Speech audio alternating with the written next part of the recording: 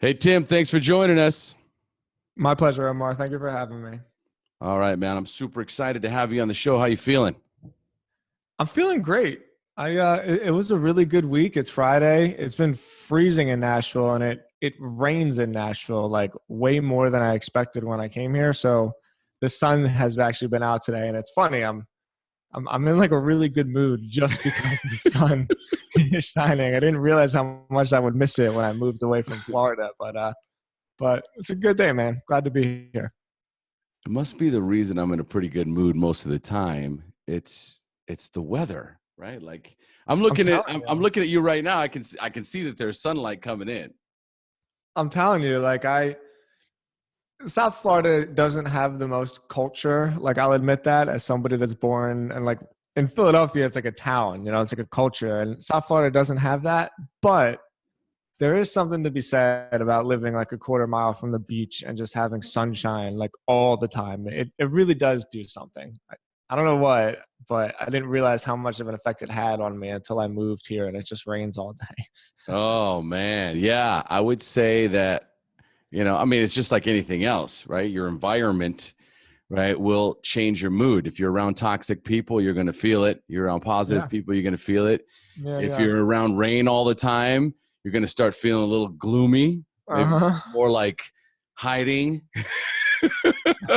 Then if it's sunny, it's like, dude, I want to get outside, I right? So do. it makes a lot of sense. Yeah, I do. All right, I got you. All right. All right, so folks, today we've got my good friend Tim Stoddart joining us on the show. And today's conversation is going to be a little bit different because Tim is the founder of Sober Nation. But I want to talk to Tim today about being an entrepreneur and being sober. Because Mm. what really sparked that was when I heard your interview with Paul Churchill. Yeah. And you guys had that piece about being an entrepreneur, which was fascinating because, only recently have I even classified myself as an entrepreneur. I've always had a job, right? So last year is when I actually launched my entrepreneurial career, and it's taken off, right? But of course, like every other entrepreneur, most likely, I want to 10x that. So, I want to talk about somebody who has been doing this for a while. For example, Mhm. how long have you been sober now?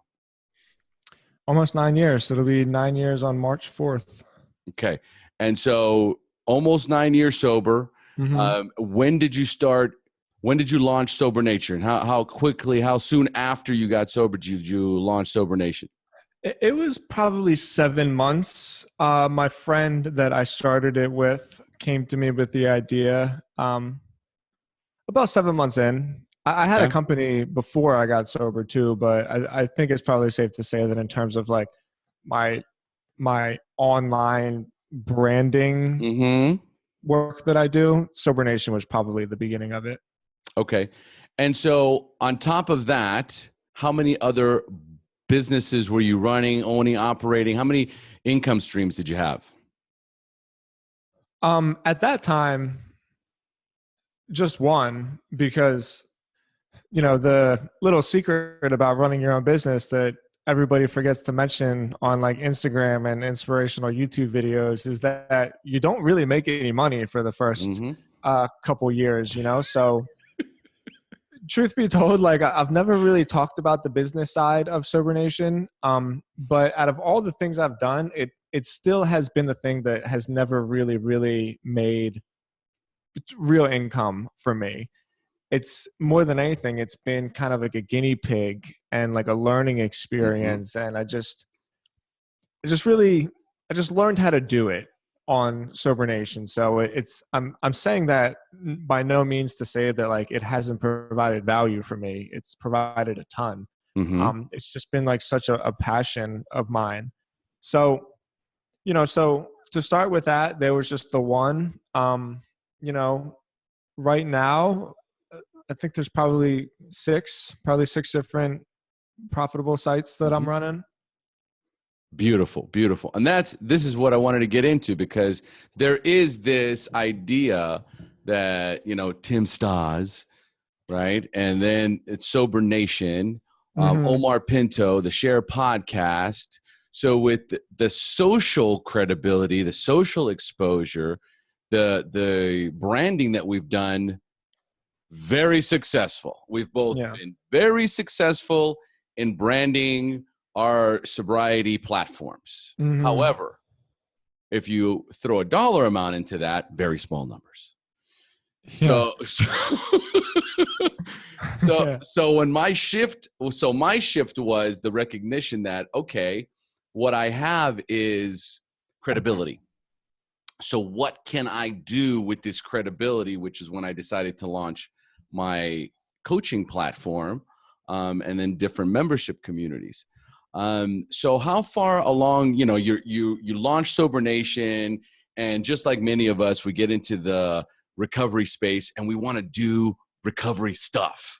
Okay. Mm-hmm. We want to start a rehab center. We want to do a halfway house. Mm-hmm. We want to just do this whole big giant thing. And at first it's about being of service and how can I be of service? And then it's like, how can I generate an income from this? And how can I do this full time?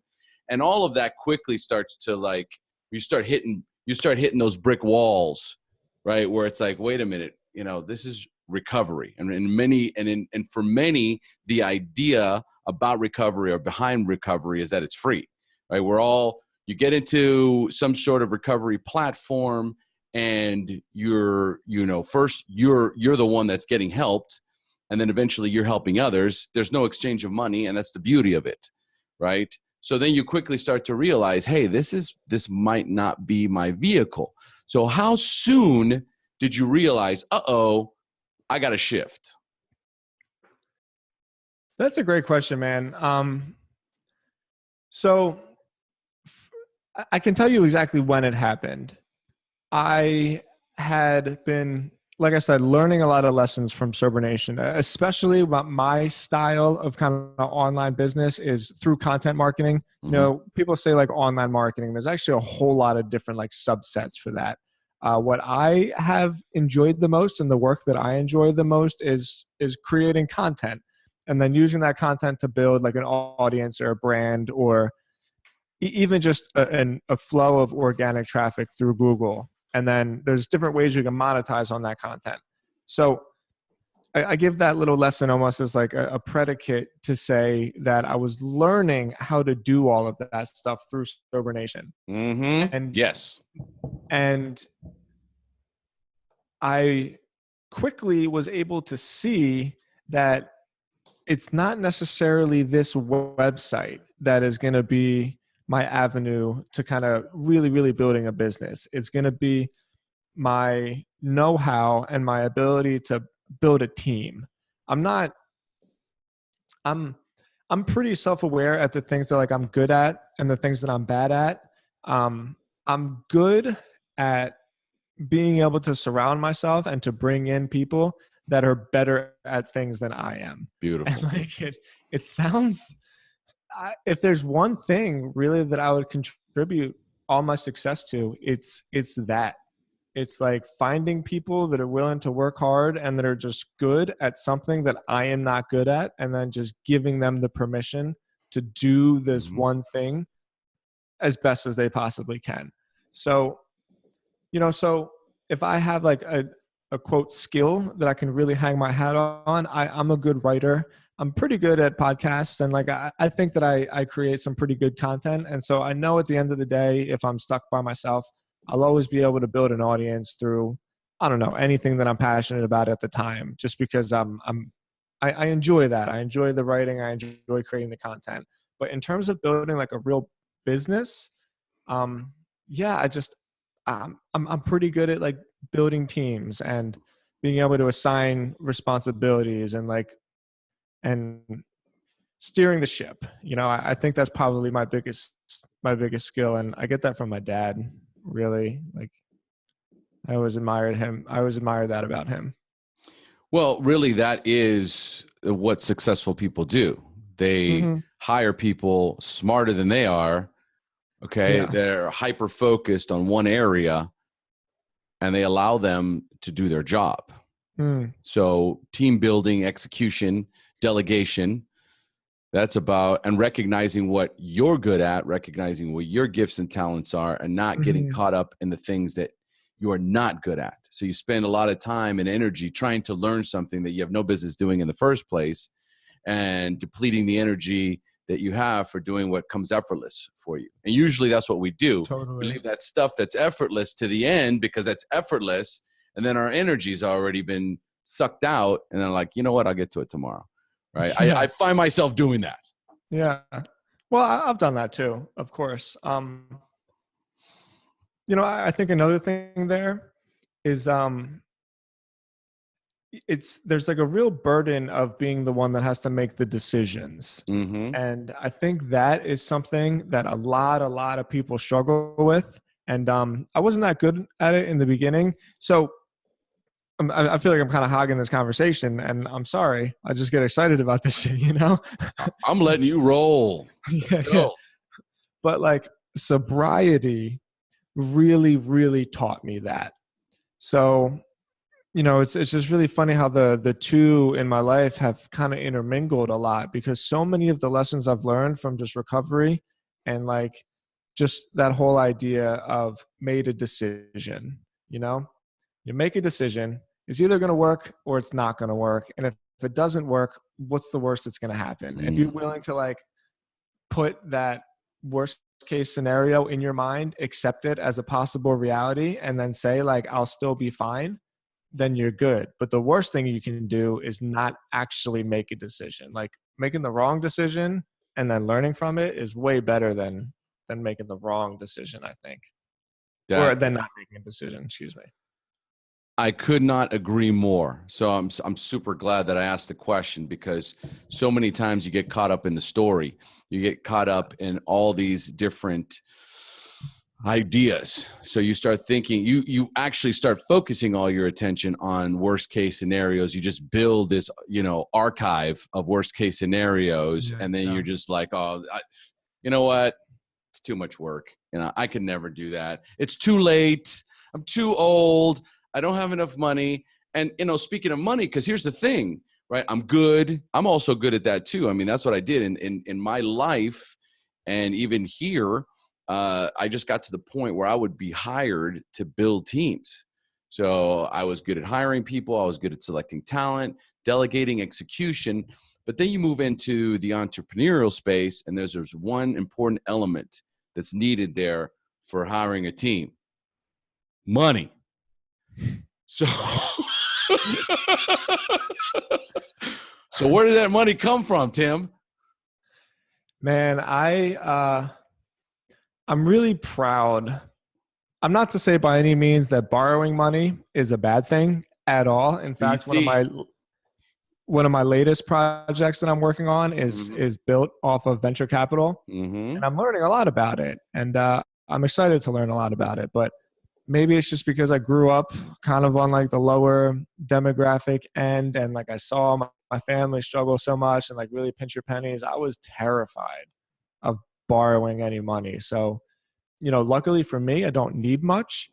And I took it, when I first started, I took it one blog article at a time. I was like, let me just write this blog article. Even before Sober Nation, the truth is I had a blog. It was called The Fourth Dimension. It was basically just me getting sober and just being terrified, staying up all night because I couldn't sleep because I was still basically withdrawing for like 6 straight months. And so I'd just stay up all night and I would write. And then I would kind of see like, hey, people are reading my stuff. And then I'd say like, hey, how are they getting here? And then I'd be like, is there something out of this? So my first ever introduction to content marketing, and why I think it's the thing that like is still close to my heart, is because my jump start was just staying up all night because I couldn't sleep, blogging about getting sober, and then trying to get ad revenue from it. And I swear to God, Omar, I still have the first Google AdSense check that was ever sent to me for $17. And I got it in the mail, and I just thought like, I honestly thought to myself like, wow, Google just wrote me a check. And then that was it. Like I had that moment where I knew it was only $17, but I thought to myself like, Google just paid me. And that was like that thing I needed to kind of believe in myself, So where did I get the money? I got it a fucking dollar at a time. And then I just built, I built it one thing at a time, and I kept going and I kept going. And now we are where we are. Thank you so much. So is some of that Google ad revenue, Mm-hmm. it started to grow, I guess. Yeah. Okay. It started to. And enough to where you could hire a team with that? No. No. Okay. So my team is really built much more around a service model. That's a marketing agency. You know, like once I learned the skills, I thought to myself, like, I can get clients. So there's almost kind of two sides to my business, right? There's the actual building brands and then monetizing the actual websites or brands that I build. And then there's like the service side, which is Stodzy, which is, you know, people hire my team to do that work for them. So no, the money for that came kind of the same technique. Like instead of selling ads, it was just one client at a time. I mean, I really don't mind knocking on doors and calling people and being like, hey, give me a shot. Give me a shot. I will not let you down. I'll do it for free for a month. Like I just needed something to get my foot in the door. And, you know, it was my first client and I was doing it by myself in my kitchen. And then my friend Brian and I teamed up, and then we hired our first employee, and I think we had like 4 or 5 clients, you know, and like, I'm telling you, there was no secret. There was no hack. It was just one phone call, one sale, one day at a time. And you just eventually get to where you're going. Grinding it out. Yeah. Where were you getting the leads? Well, I was lucky in that Sober Nation within itself was like a brand, you know? And so people saw my work, and it kind of came to me, and I'm not scared to ask somebody. So like, hey, could you do me a favor? You know this person. Would you mind making an email introduction? You know, like I'm not scared to go get some leads.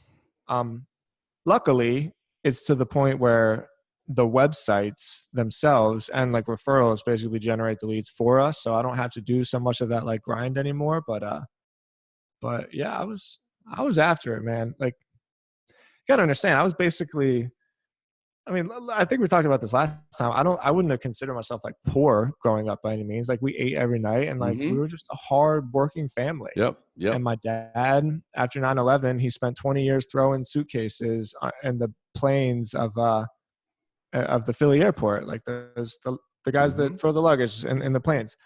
And like he herniated a bunch of discs and like really gave his life to that work to raise his family. And then after 9/11, all the changes in the airport, it was just like, sorry, man, we got nothing for you. And I just saw that happen. And like the 2 years after that was just super difficult. And so I just had this thing in the back of my mind, like, was already a drug addict. I already spent my life feeling like I wasn't good enough. Like people telling me I wasn't going to really, it was just this perfect storm of like a little bit of a chip on my shoulder and like a little bit of self-belief and like a little bit of spirituality where I could just say like, you know what, I'm going to do this and nothing is going to get in my way. Dude, that was the story. There's the story. That was it. Yeah. There's the story, right? And this is something that we spend so much time talking about, you know, how great recovery is.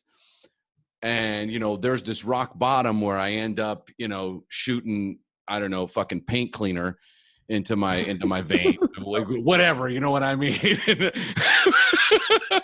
What about this story of here's a moment in my life that's a defining moment? And when you talk about, I'm not afraid to call people, I'm not afraid to knock on doors, I'm not afraid to get rejected, I'm not afraid to get shut down. It reminds me of a book I just started reading. Hold on. You've probably read this book. It's The Subtle Art of Not Giving a Fuck. I have not read that, but I go to Mark Manson's website. He's cool. I like what he has to say. And what I liked about it the most is just what you just talked about is what's in that book, right? It's like, oh, what are they going to think about me? Or what if they say no? Or what if, you know, it's like, stop giving a fuck. It's true. Okay. The more fucks you give, the less you will achieve because you're so busy giving a fuck that you're not actually taking action. And it was so basic. It was so basic. I'm yeah. like, I love this. I love that too. As I've gotten older and I've had more time to kind of think and like be introspective about this, I've really started to think of like my focus as a currency. There's just so many different distractions and so many people trying to grab your attention and like, hey, look at me. And, you know, how much time am I thinking about what other people think of me? And there's only so much, you know, like my focus is I don't have unlimited focus. And the better I've gotten at being able to just stay like lasered in at whatever it is that's in front of me. And I'm a lot happier that way too. I mean, I'm not perfect by any means. Like, look, I got insecurities, you know, like I've had depression bouts in my life and obviously addiction, you know, like I know what it's like to feel not good about yourself. Right. But I've just been really blessed that I've had enough hardships that I've been able to prove to myself that I can get through them. And then like every time I've been given this opportunity of like some terrible challenge and I've been able to get through it, I care a little bit less about what other people have to think of me each time. That's beautiful. And that's the message. First of all, there's a lot of messages here. I'm loving this interview. Thank you so much for opening up with us, Tim, because this is what I was looking for. And this is the shift and the change that I'm making in the podcast, because we only get so much information in the sobriety or in the recovery space. And for me, doing the podcast before was a big portion of it was, you know, what was it like? And that what was it like section can sometimes take an hour. Sometimes it's taken up to 2 hours. And by the time you're done there, all the success and all of the hard work and everything that, you know, got you to the interview in the first place kind of gets a little downplayed because we run out of time. So I want to focus on these areas because here's the thing, you know, in many cases, we start thinking about our lives and it's like, you know what? At the beginning was like, I had a good life, but then 9/11 happened. Yeah. And my whole world shifted. And I had two options. I can either be a victim, woe is me, and spiral, which to a certain degree you did. For sure. Right. Even when you were saying that, I was like, well, you know, I mean, that's the drug aspect of it, right? Which we covered. But here's the other thing. There was that one moment where you were like, that's not going to happen to me. I'm going to do whatever I have to do to not go through what my dad went through, to not put my family through what my dad, you know, it wasn't his fault, right? But regardless, it happened. So what can I do in my life to ensure that I do not have to face the same consequences? So I'm going to go and I'm going to grind it out. And if all of a sudden I'm thinking to myself, oh, dude, I don't want to call that guy. I don't want to make that call. Wait a minute. Remember, you don't give a fuck, number one. And then number two, we ain't going back there. I love that. Yeah, I like to think of it, something that's been helping me recently. This will sound really random, but I take freezing cold showers every morning. And there's some like real proven health benefits of it, which I think are pretty cool. But the biggest reason I do it is because I don't like to do it. Like Nobody does. Yeah, it's freezing cold. Like it sucks. It's early in the morning, but I don't negotiate with myself. And so every time I don't want to do it, I always have this moment. Basically, every morning I think about not taking a freezing cold shower, and like I'm not joking about that. I'm always looking for a way out. But then I sit there and I go, I don't negotiate with myself. Like this needs to happen, and that's just kind of the mindset that, you know, luckily I've been able to develop through just getting through tough times, one at a time. You know, you just build a little bit more confidence each time. And possibly listening to some Tony Robbins? No, not recently. I Really? do like Tony Robbins. That's exactly what he says about his cold dip in the morning. Oh, no way. That's exactly what he says. He goes, do you think I get up? Because it's not a cold shower. Well, Okay. he like It's jumps in his river or something every day, doesn't he? no, it's a cold plunge. That's at Got it. I don't know what the temperature is, but Cold. it's yeah, but it's almost, like I wouldn't even, he said like maybe 56 degrees. I don't know, Huh. you know, but he's like, do you think I get up excited about jumping into a cold plunge? However, I do not negotiate with myself. Wow. It is a No, it must. wasn't Tony Robbins for me. It was actually Aubrey Marcus. That was he's the guy that runs On It. You ever hear of Yeah. onit.com? Mm-hmm. He's cool. He's a little bit too like, I don't know, hippie spiritual Mm-hmm. for me. I don't really live in La La Land that much, and that's his thing, not mine. I'm not knocking him, but reading On It and reading about that stuff was what got me into cold therapy. Um, so yeah, maybe somewhere through like the podcast grapevine, somebody heard Tony Robbins say it, who said it, and then I Well, said it. But listen, personal development is no different than recovery in the sense that, right? I heard it from my sponsor, who heard it from his yeah, sponsor, who heard it from his sponsor. It's good. It makes sense. mm-hmm. Pass it on, right? And Yeah. now let me ask you this: is it complete cold shower? I mean, like from beginning to end cold shower, or do you get in warm and then whoosh, crank it into Um, cold? Probably half and half, depending on like how grumpy I'm feeling. I do like to start with a hot shower, but the day, especially days where I know I don't want to do it the most, if I like have a tough day ahead of me. So I don't know how we got onto this topic, but this is what I do, and it really helps me. I'm serious. This is like one of the best things I do with my day. Is before I even turn it on, there's this guy named Wim Hof. If you've never Yes. looked it up, he's fascinating. The guy Absolutely who fascinating. he climbed Mount Everest in his shorts. Yeah, he's He's a out of control. maniac. He's a madman.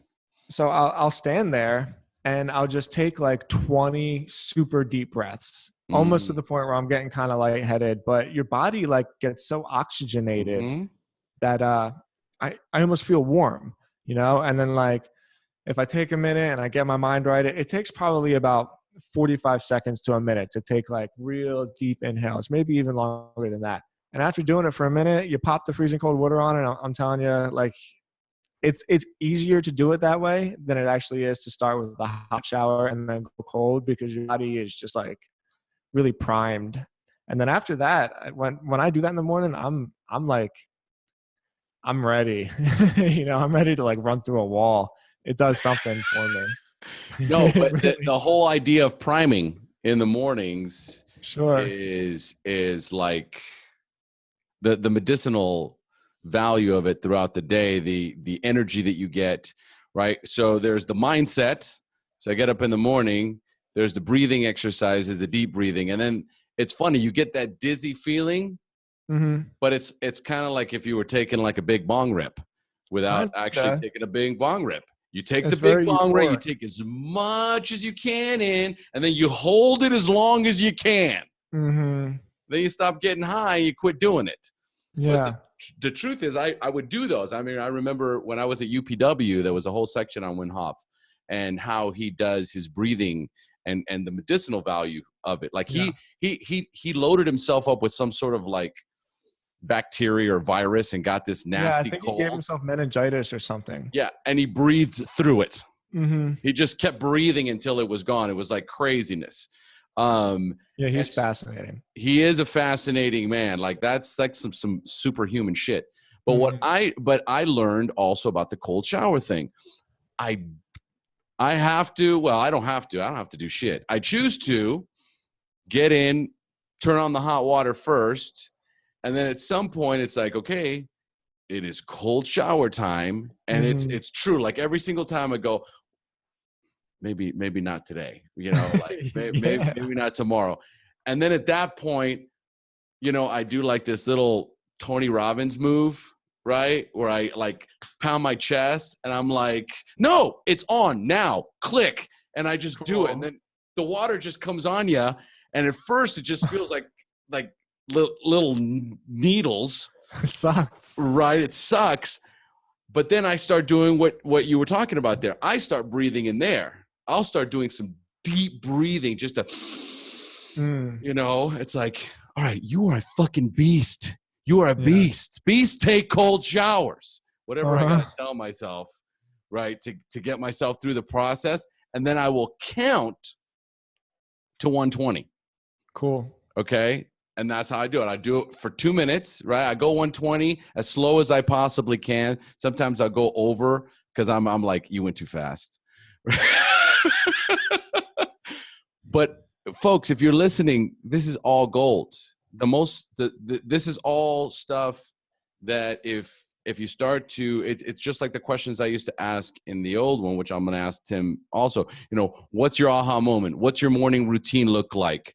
Okay. What are the best suggestions? What is your, recipe for success or your formula, right? These questions, what you'll find is that they're very similar. Cold showers. Yup. Do them. Heavy breathing exercises. Yup. Do them. Priming in the morning. Yup. Do it. Meditating. Yup. Do it. Journaling. Yeah. Do it. It's all going to be the same thing. And these are the hyper successful people that decide I'm intentional about my day. I'm intentional about my time. I love what you said here, whereas focus as a currency. Beautiful. Because you know what? I'm proud of myself. I don't know where my phone is. Good for you. I have no idea. I have no idea what I did with my phone. It's nowhere near me. So, I mean, that's fantastic. But that thing is a focus killer. And especially for people, a content writer, you got to get into flow. You've got to get into that flow state, and an email notification or a social media notification will knock you right out of that flow state.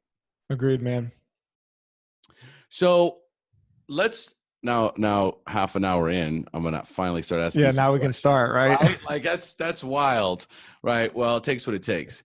So I don't want to get too long-winded about it, but here's the thing. Well, other than the cold showers, is there some other morning routine that you do? Like first it's the cold showers. I got to do the Wim Hof breathing before I go in. I mean, you're pretty much jet propelled once you get out of the shower. Is there another thing that you do on top of that? Well, I think there's two, but they're not in the morning. One of them, I think we even talked about, and this is a pretty common thing that you hear people say, which even within itself should really tell you something. But I take my fitness very seriously. One, I'm an athlete and I just enjoy it. I've played sports my whole life. Like, I'm I'm really excited about esports and like the gaming industry and the culture about it, but there are parts of me that is afraid of it just because I know how important sports were for me as like a real young man and like even a kid as like I was developing. Like sports were so important for me just to learn about, even teamwork and like pecking order and dealing with loss, So I think that has carried with me as I've gotten older, just that feeling of being exhausted, like I still really need that. But even more than just the athleticism side of it, it's why I love and respect running so much. Just because there's nobody out there with you. You don't have swollen muscles that you can check yourself out in the mirror. There's nobody telling you can do it. You know what I mean? It's just you and the road. And if you want to quit, you can quit anytime you want. And nobody's going to see it and nobody's going to know. And so I take my running seriously, man. And it's like, this is getting a little into it. Like, sometimes I get insecure just because it keeps me really thin. And like, I wish I was able to keep muscle on a little bit more, but man, when I stop running, like my mind, it takes off on me a little bit. So that's a whole little long-winded spiel just about my fitness, but more importantly, like the meditative aspect of the running that I get. And then, number 3 is I inventory my day at the end of the day, basically every day. And then I write the 5 things I need to do for the next day. And I do them before I go to sleep, because I can't tell you how many times I've been lying in bed saying like, man, I got to remember that in the morning. And then I never do. And then like, and then I don't have anything to think about tomorrow. I just get up and I read my notebook and I do the shit that I have to do. And then the other thing that's cool about that is like, once I do my 5 things, then I'm done. You know, I work really, really hard, but I'm not obsessed with my work. I'm not a workaholic. It's just that like, if it takes me all day to do those things, then it takes me all day. If I get it done by 3:00, then I can enjoy my afternoon, you know? So I always move forward while keeping some semblance of balance with my like relationships in my life. Dude, just listening to that is so relaxing. Just the thought, giving yourself permission to only do 5 items. Yeah. Right. Like, so, you know, it's just ongoing. It's ongoing. Right. So it's ongoing. So for me, the dopamine from the to-do list is something I haven't been able to let go of myself. My wife will come in here right before she's going to go to bed. And she's like, I'm really worried you're not getting enough rest. Right. Cause here's me like, okay. Yeah. Ready to go. I could get this one more thing done right here. Oh, and there was that one, right. And so, I mean, listening to that was refreshing, was relaxing, and created a tremendous amount of anxiety all at the same time. Sure. You know, because that is where I was like, wow, I could actually do that, but am I ready? True. True. There is something to be said. And plus, here's the thing. Like, I recognize that for me, there is another added element of where I'm going. So there is, I mean, I've watched you over the course of the last 9, and it is 9 years, because you started Sober Nation at 7 months. Yeah. And then you started, you know, figuring out what the next business was going to be and writing content. And then you've already done all that grinding it out, right? I'm basically in the beginning stages of the entrepreneur grind. So there's so many things. Plus I'm part of a mastermind group. I have a life coach. There's assignments, deadlines, goals, you know, I mean, it just, plus the podcast, plus the coaching business. At some point, it just gets to where it's like, day starts, go. Get as much as you can done until you just physically can't. And I think that's where, I mean, I think ultimately that would be the goal for me. The goal for me would be to get to that stage in my life where I can go, I'm doing 5 things tomorrow, and that's it. But right now I'm after it. Like, that's a good spot to be, though. There's like this high you get from that feeling. I think the trouble people get into is when they get hooked on this like hustle mentality. And this is like sacrilege to say in entrepreneurial communities, but I don't really believe in like hustle that much. There's this strange vibe, especially with social media, where it's like team no sleep, you know, no days off. And it's like, that's fucking ridiculous. It's like, everybody needs to sleep. You're a person. You need to eat healthy food. You need to enjoy your relationships. And look, the thing that people get twisted about it is they think that I'm saying, you know, that like it's possible. Be a slacker. Yeah, that's not what I'm saying at all. But here's the key. There's a difference between progress and busyness. And being busy doesn't mean anything. It just means that you're moving a lot. It's like, okay, when I was a kid, I had a lot of jobs and I used to change tires. I worked at this place called Tires Plus, and there was this dude named Bernard. And he was like, you know, inner city, pretty uneducated guy, but he knew everything there was to know about tires. It's a multi-billion-dollar industry, you know? And out of everything he knew about tires, the thing that Bernard taught me the most was when you're changing tires, it's called slinging hoops. It's very fast, but it's almost like assembly line, because, you know, you roll the wheel up and then you deflate the air and then you push this little hydraulic machine and whatever. It can happen very fast. And he stopped me and he said, Tim, try not to move around so much, because I was just all over the place. I was going. And that was like a real moment for me that I've carried with me, because there's a difference between moving around a lot and actually getting the tires changed. And for me, it's like, my job isn't to be hustle 24/7. Let me tell everybody how fucking busy I am. My job is to change these tires. And then if you think that way, if you change 5 tires a day and you multiply that by 10 years, it's a lot. It's a lot of tires. So obviously the tires are an analogy, but it's just a big lesson that I've learned in my life, because when you go on those highs on like grinding, you crash eventually. There's just no way not to. That's for you're sure. going to crash. And I'm going to go ahead and piggyback off that and just go, I agree 100%, because being a part of that entrepreneurial space and also being a part of the podcast space. So there are these very intense social media icons. Gary Vaynerchuk, Gary V. All right. He is the hustle king, right? And it's just like, hustle 24/7 kind of crap.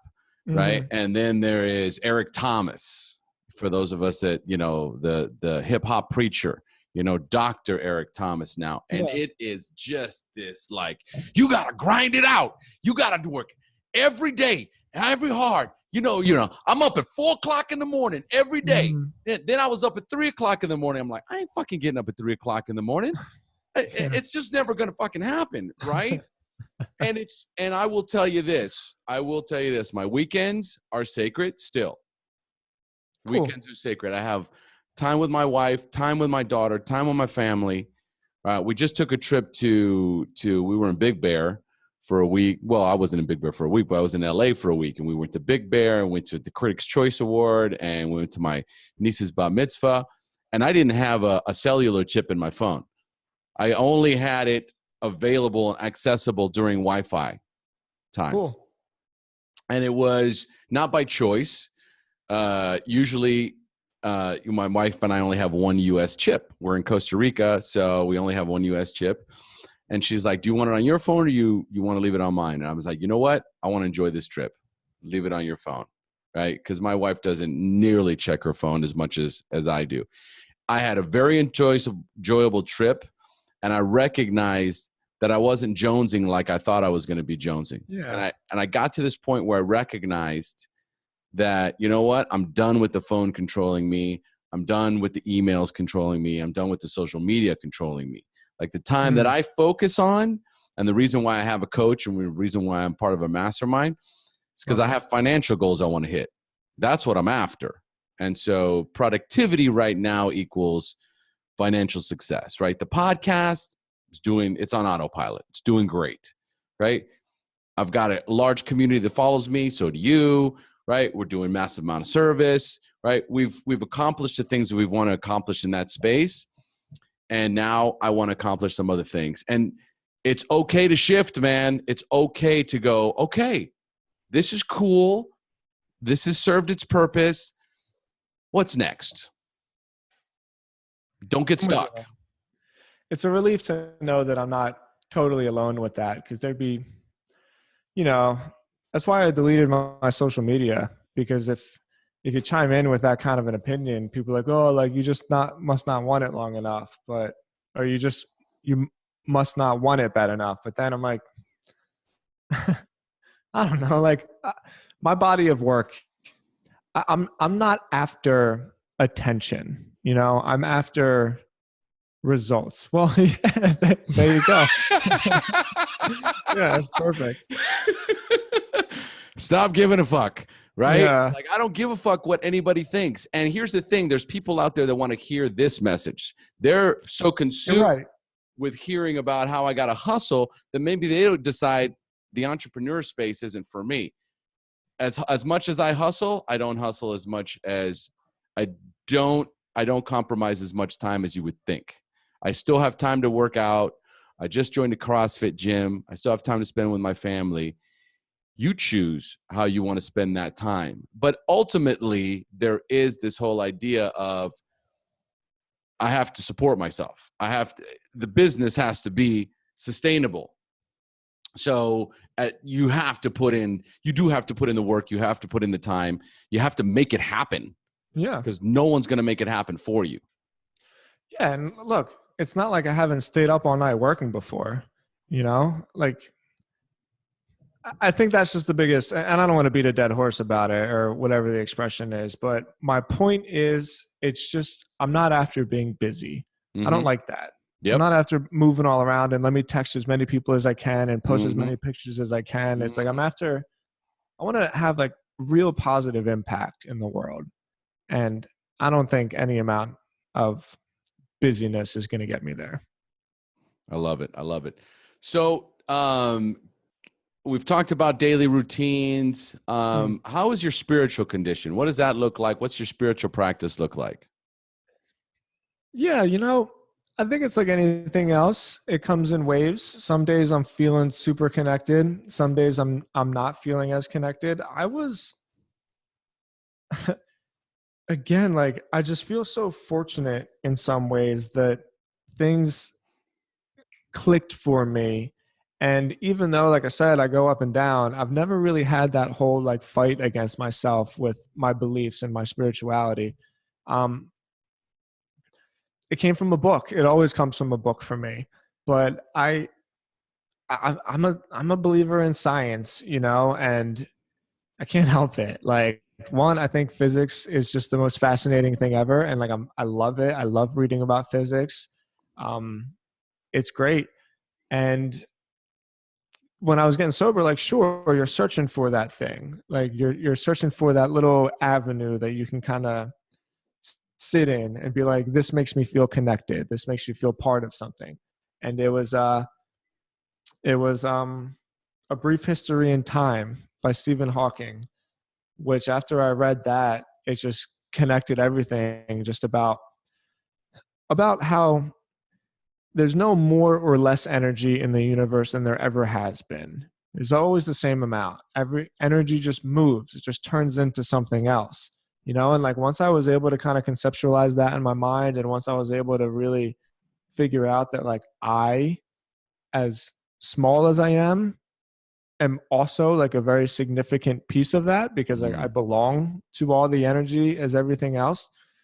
It took all of those moments of anxiety when I'm staring up at the sky going like, what is all of this for? You know what I mean? I can't explain it to you. After I read that book, it just happened where like I just was able to comprehend and be at peace with my place in the world and in the universe. And so, do I pray enough? Probably not. Do I feel better when I pray? Totally. My running, like, really, that is very meditative for me. That keeps me pretty connected. My writing helps a lot. If I'm off, I can feel it. Little signs for me, like if my laundry starts stacking up, I know, like, man, I'm not connected right now. And I'm pretty good at checking myself. But gosh, I have to say, for something that really tormented me for like a lot in my life was spirituality and, questioning all these ideas that I just couldn't fucking like, I was like, no, that's not right. It settled in for me really nicely over the last decade. And like, I'm so grateful for that, because I used to spend a lot of time in my head trying to figure that stuff out. Well, and that's the beauty of finally coming to peace with that, because that's just conflict between the information we get on the outside about spirituality and what that means and what that looks like, coupled with me trying to get a grasp on how much of that I actually believe. And so it's almost like I have to take my own journey to kind of figure out, what makes the most amount of sense to me, but always kind of recognizing that, there's something bigger than me out there. Yeah. If nothing else, it's just the fact that if we are all one, then I am just one small, tiny part of this greater whole, which I am more than grateful to be a part of. And that makes sense to me. Yeah. And there was another YouTube video that I watched once that really helped. it's just a voiceover of Neil deGrasse Tyson, but somebody put this like really pretty music over top of it, and it makes it like a little bit more powerful. And somebody asked him, "What's the most astounding fact about the universe?" And for anybody that knows like the history of the universe, I won't give everybody a lesson, but basically what he's saying is, after the universe cooled and these really huge stars exploded, like we are all star stuff, right? That's basically where the matter of Earth and people and carbon and oxygen and all that stuff comes from. So it comes from the core of these really huge stars that created elements. And so he said, when I look up at the night sky, a lot of people look at the night sky and they feel small, but I feel big because I know that I'm a part of the universe, but I also know that the universe is a part of me. And it's just like a YouTube video, but the more I kept searching for those answers, the more things would just come to me, and then I would just be like, yeah, like, I get it. And so I'll send you a link to that video. It's not like a viral YouTube video or anything, but gosh, I don't know. Just when he said that, he said, we're all part of the universe, but I feel big because I know that the universe is inside of me. I love it. I love it too. It's beautiful.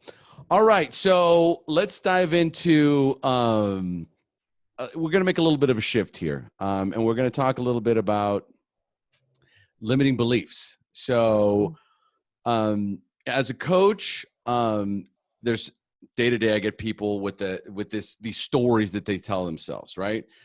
I can't do this because once I achieve this, I'll be happy.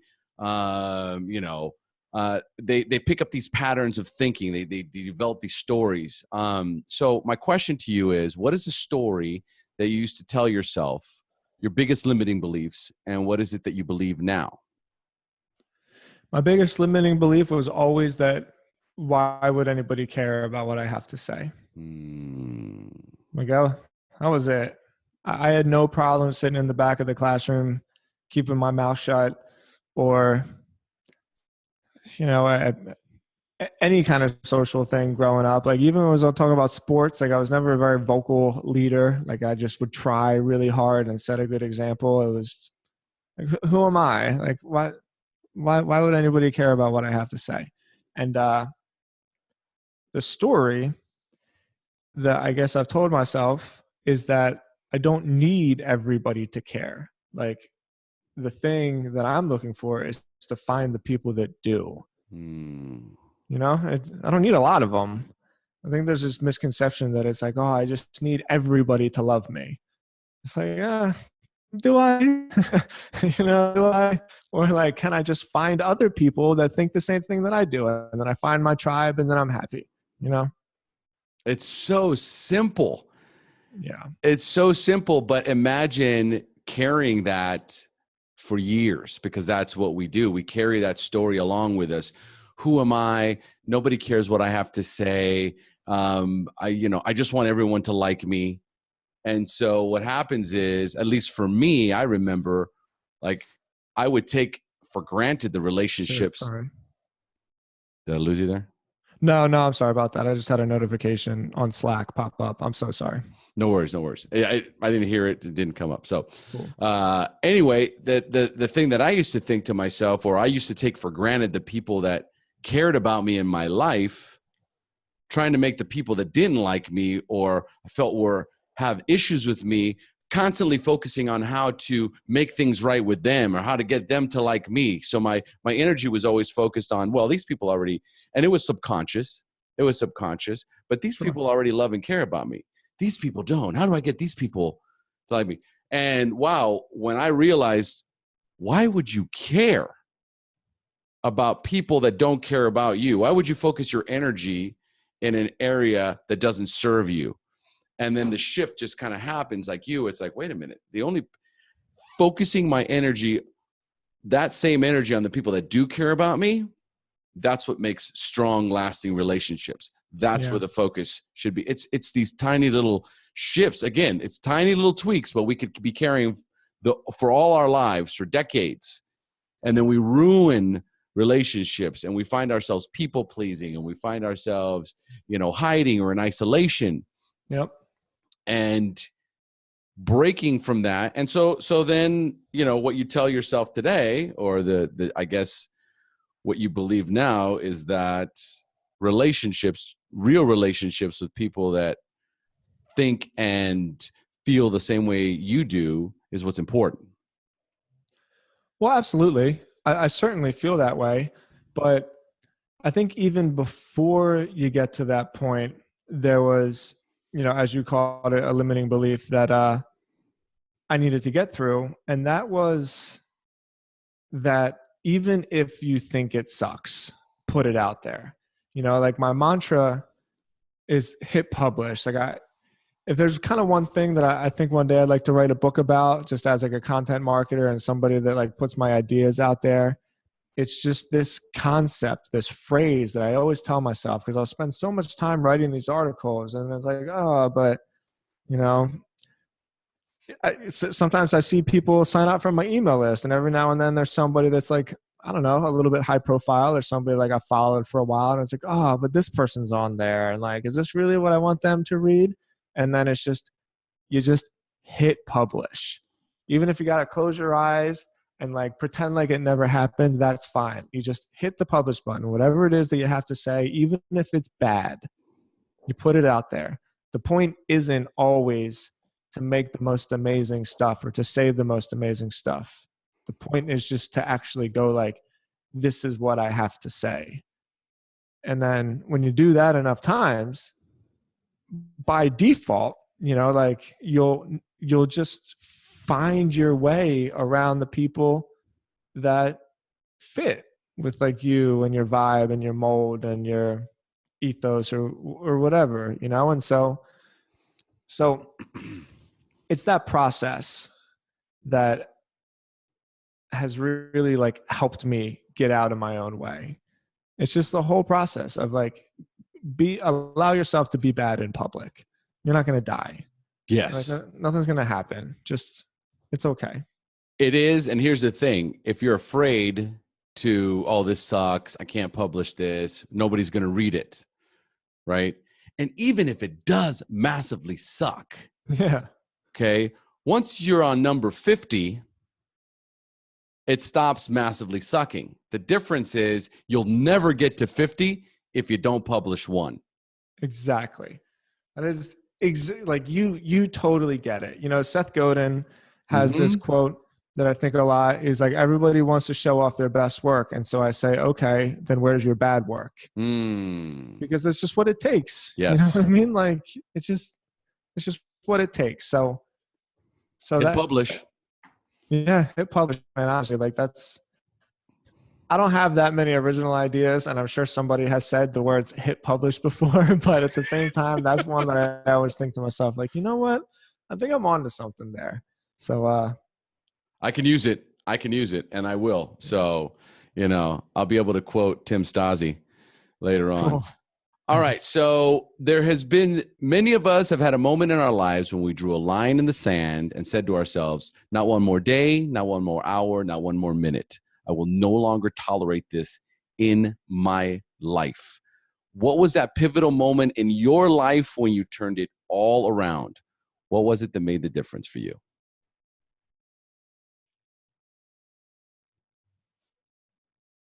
I went on a run when I was living in Florida. What kind of Gosh, run? I never even realized how like important this was until you just asked that question. But it was a very long run. And I told myself before I started, I mapped out the route. And I told myself, I'm not going to stop running until I finish. And I finished. And I'm telling you, like, my body was wrecked for like 3 days.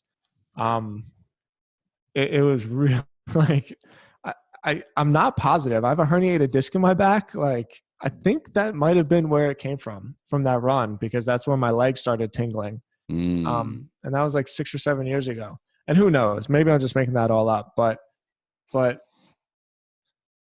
I would always kind of like, I was always pretty good at things, but I was always too scared to actually try to be like the best at it. Because that same limiting belief, like, who am I to be the best? Like, I'm a really good lacrosse player, but am I really the best lacrosse player on the team? Can I be if I like tried hard enough? You know, like I'm a pretty good writer, but can I actually be like a successful writer? Probably not, you know?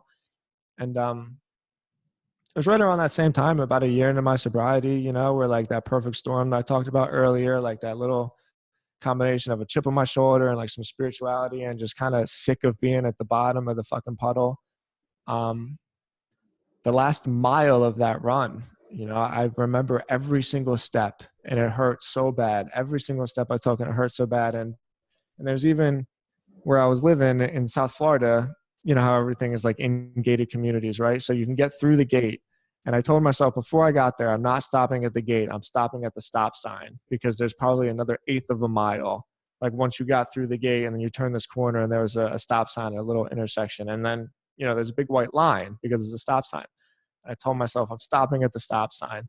God, I even remember getting through the gate, just being like, I don't know if I can make it. I'm telling you, I get choked up now, even just thinking about that moment in my life. Like I was in so much pain and I fucking did it. And I don't know. I think that was a real moment for me where I was just like, it's just pain.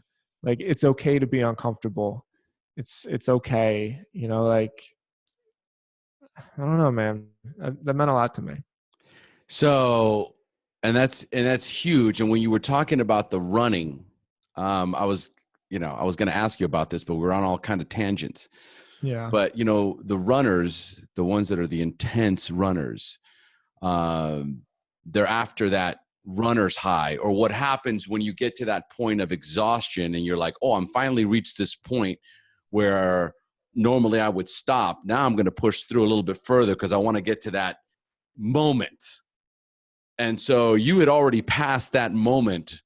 Oh yeah. I don't know how many miles back. Your mind was just going into all these different places. What was the biggest takeaway from that experience?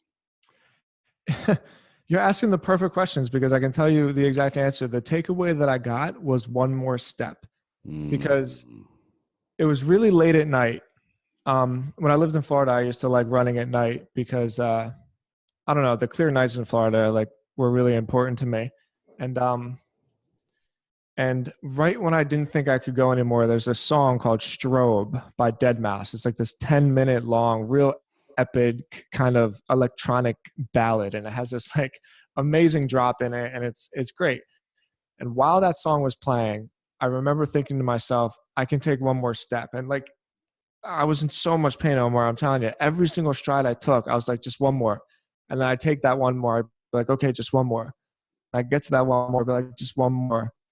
And like, I don't know, after it was probably the last 2 miles, I don't know how many steps I take in 2 miles, but I'll just say 2,000, you know, after 2,000, just one more's, you know, like I finally got there. And like, I'm telling you, man, I couldn't fucking get off the couch, you know, like it was hard. I had no business running that far for the kind of shape I was in at that time. I was really kind of just getting started, but I broke that thing inside my head. And that's really going so far, just getting to that point where everything in your being is going, enough is enough. We've had enough. And then there's that little voice inside that's going, just one more step. Mm-hmm. And that is what can either propel us into greatness, which is just one more step, right? Just one more, or can it also send us into absolute, you know, crushing disaster because I'm just going to do one more. Because I remember saying that to myself too. I'm just going to do one more. I'm just going to do it. And that's it, right? So one more can get you that much closer to rock bottom, or one more can get you that much closer to ultimate success. Yes or no? Yes. Yes. Yeah, yes. That is such a beautiful story because really once you get out of the fucking out of the rabbit hole, if you just take one more step towards what it is you're after, okay, eventually you're going to get there. Eventually you're going to get there. Mm. I love it. I'm so glad I asked the question. And as a matter of fact, the next question is, tell us about an aha moment in your life when you realized you were turning it all around.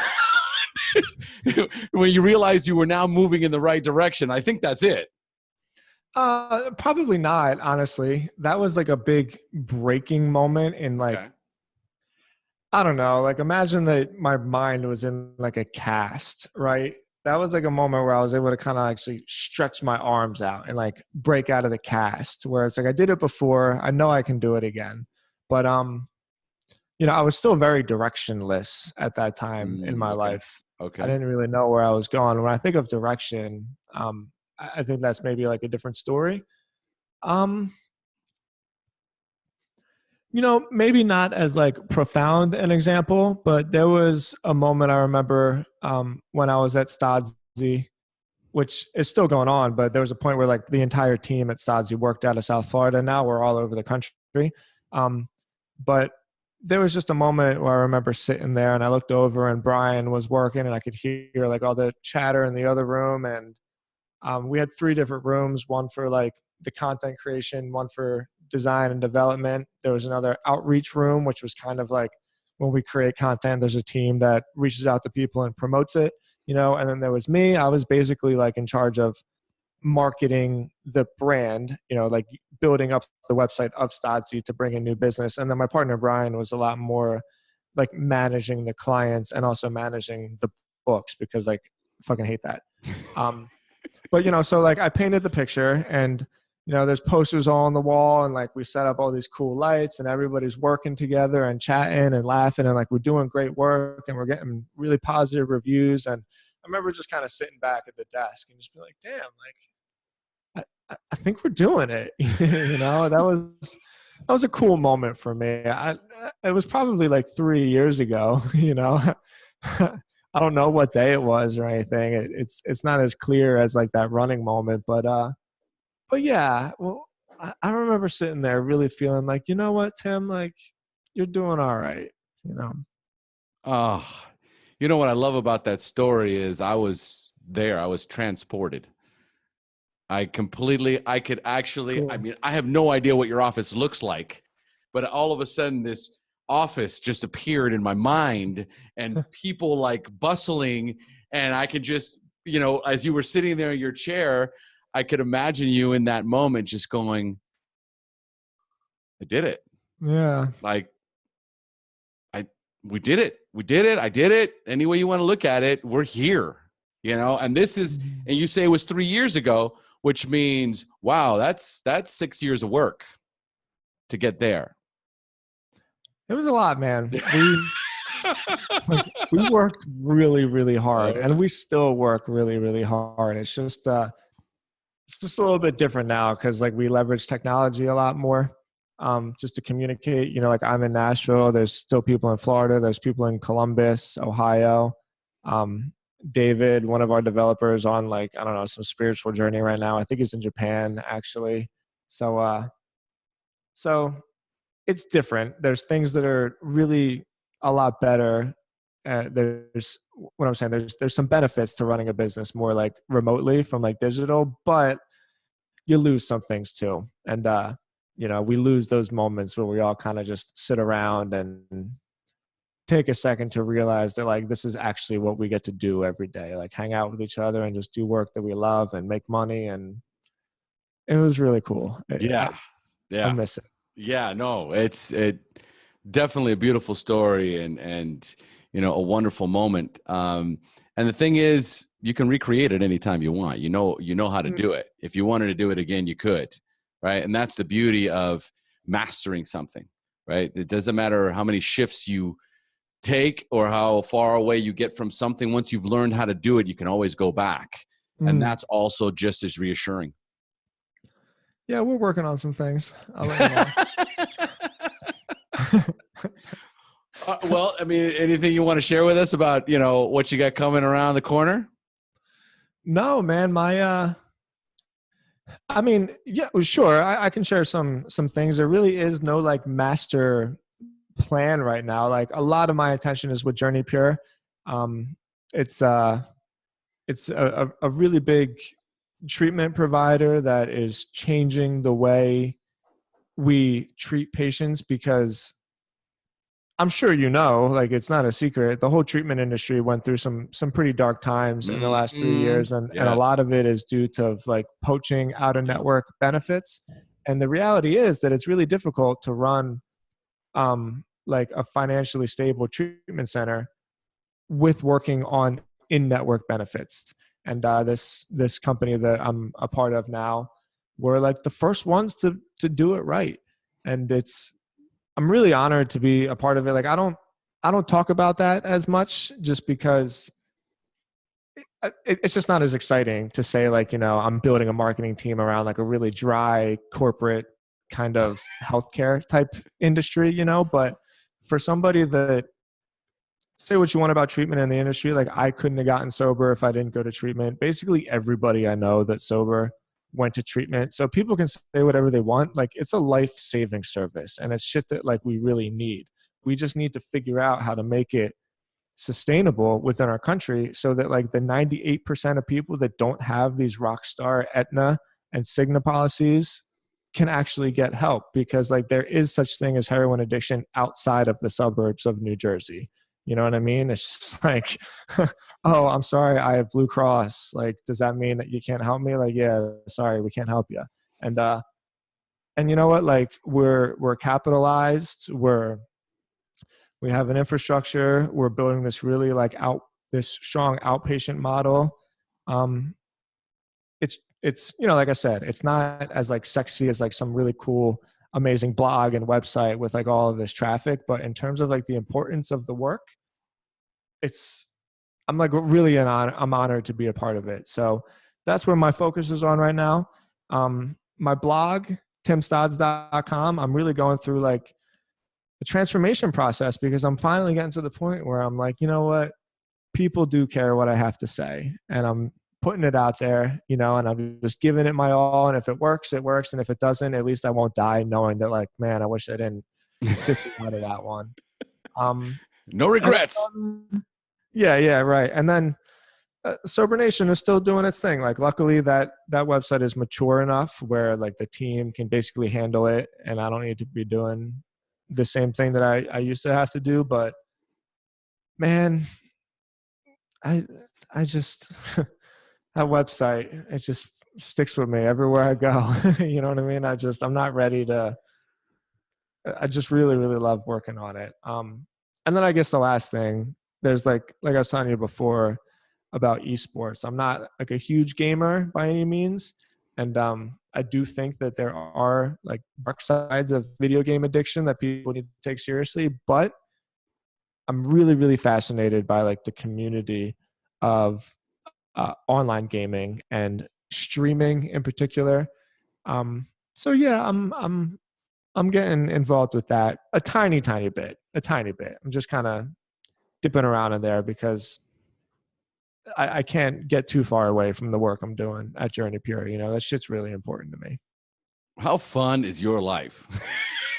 It's fun, man. It's fun. Yeah. I'm just sitting here kind of like, dude, Tim's life sounds like so much fun. It is a good time. I'm, Omar,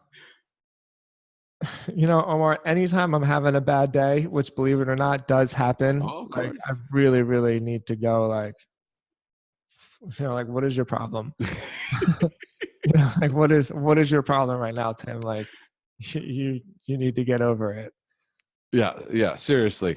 Sit down for a moment. Right. Recapture that moment. So I'm big on, well, there's a few more things so we can close up. You mentioned Seth Godin. What are some books you would recommend to our listeners similar to those? Linchpin. Linchpin. There's probably about 10 books I've read that I think books have had the most impact in my life out of anything. Linchpin really changed. He's probably most famous for his book called Purple Cow, which obviously everybody should read.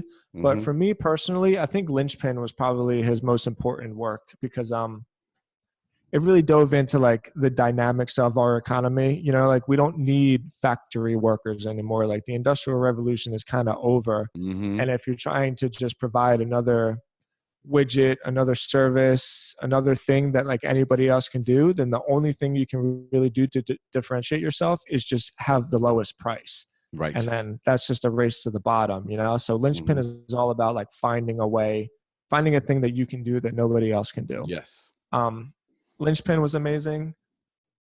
There's a book called The E-Myth, which is pretty dry, but that book taught me a lot about like the actual infrastructure of building a business.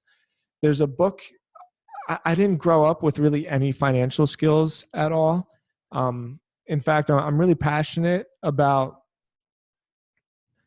just advocating that schools teach kids like what taxes are. You Mm. know what I mean? Like it's a huge, huge problem when kids try to start their own businesses and they're like, wait a minute, what's a 1099? You know, like that shit is really important. And if you don't get it right, you're going to crush yourself. So there's a book called I Will Teach You to Be Rich by this guy named Ramit Sethi, which was brilliant, really straightforward.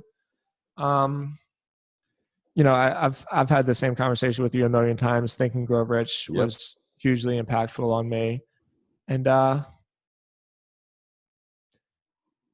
you know what? It's I think that's probably good. I think that's good. those four. I think Yeah. that's Oh, you know what though? There is one more. There is okay. one more. It's called The War of Art by Steven Pressfield.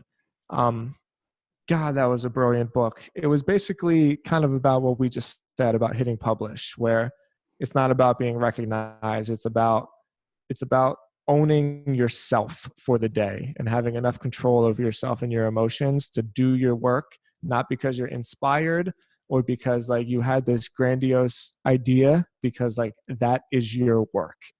And just because you're a writer or you're an artist, like you would never tell a plumber, oh, like I'm not inspired to do plumbing today. He would show up for work, you know? The same is true with us as like entrepreneurs and content promoters. Like this is your art, this is your work. You show up and you do it. It's amazing. I like it. I love it. I love it. Great suggestions. I mean, solid book suggestions. All right. I'm big on I am statements, right? So a lot of, whatever you say after I am, whatever follows I am follows you. And so, people in many cases don't even recognize, what the language that they use is creating their life. It's manifesting itself. I'm tired. I'm lonely. I'm angry. I mean, I'm attaching myself to an identity, right? So for me, like sometimes when I'm getting ready for a podcast interview or, something where I just need to get inspired, I'll say something like, I'm strong, I'm confident, I'm ready, right? What are your three most popular or favorite I am statements? I think my favorite one is I am persistent. Like, God, sometimes I feel bad for people that have to deal with me. Like, I really mean that. It's just like, hey, Tim, I heard you. And it's like, I know you heard me, but like, I'm still kind of waiting for an answer. So like, I'm super persistent. I'm tough. I like that about myself. I'm pretty tough. Maybe it's an ego thing or whatever, but like, I do like that about myself. And,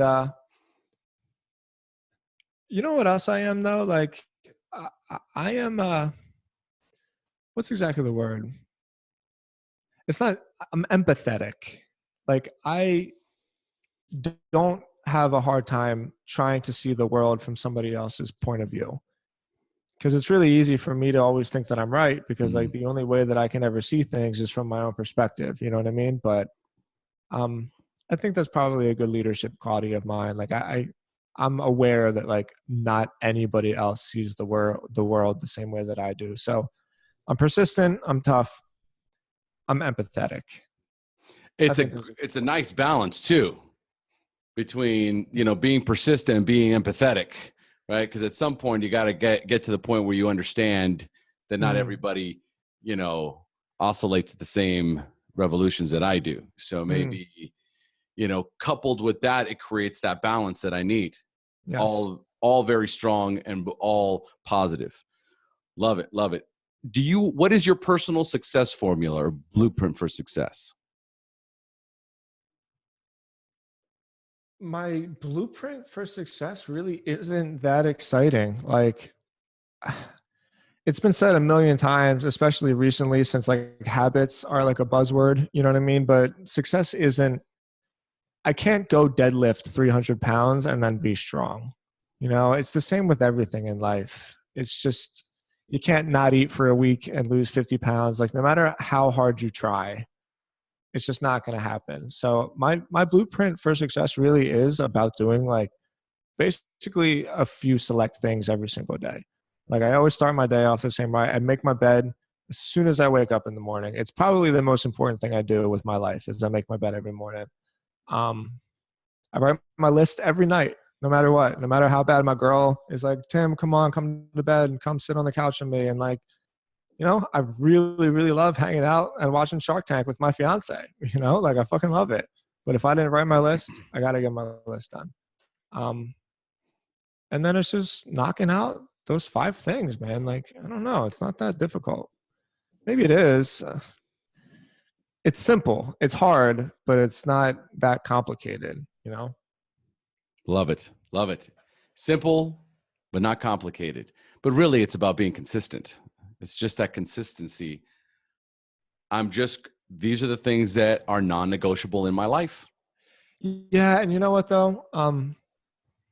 We've really been talking a long time, and thank you so much for having me. I don't want to like keep dragging it on, but I think there's another point in there which is about faith, because it was explained to me that faith isn't a spiritual thing. Faith is believing in something that hasn't happened yet, So like, it requires faith that like, if you do something today, it will have an impact a week or a year from now, So like, the shit that I'm doing today, like, I spent 2 hours yesterday writing a blog article about getting started on building a personal brand. And like, I don't really think it's going to mean that much right now, but eventually I know that article is going to get picked up on Google.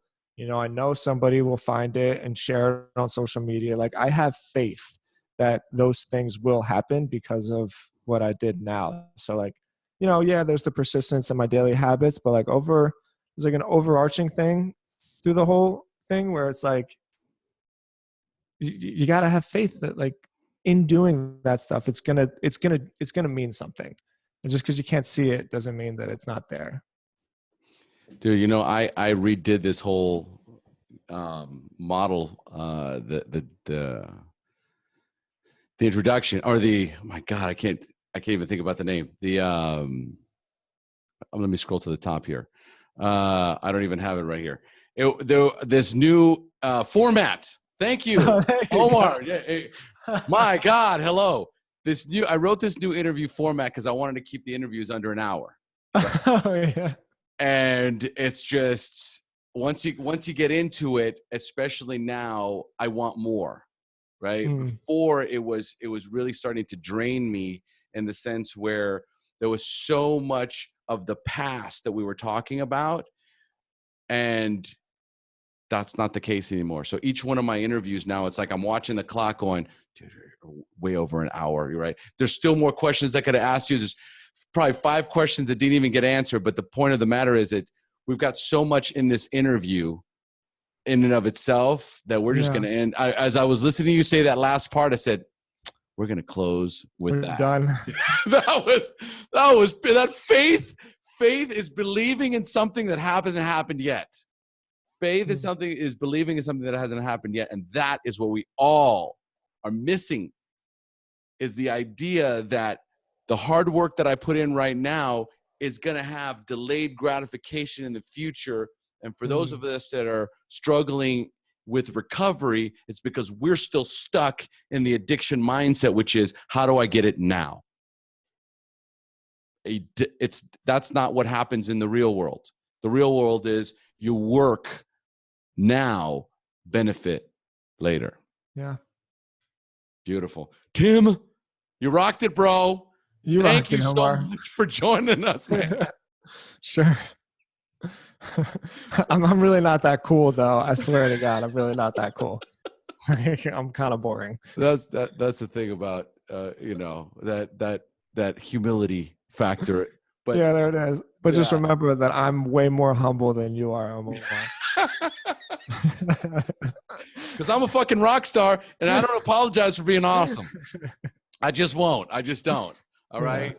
Yeah. And the thing is that, as whether you want to say it or not, your actions, your life, your businesses, they speak for themselves. Success. So thank you. I applaud you for that. Thank you. Likewise, man. Thank you, brother. Thank you. Mm-hmm. All right. Once again, folks, we've now reached the end of our show. Thanks for joining us. And as we say here in Costa Rica, pura vida. Pura vida. And that's a wrap.